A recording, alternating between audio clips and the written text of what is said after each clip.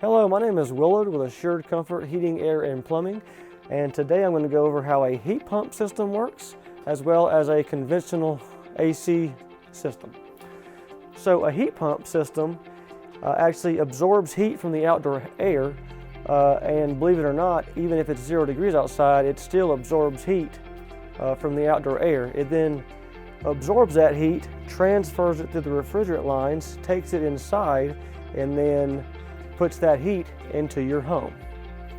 Now, on a conventional system, which is for cooling only, unlike the heat pump, which is for heating and cooling, the conventional system is going to absorb the heat from inside your home during the cooling months, transfer it to the same refrigeration lines, take it outside into the outside coil, and reject the heat.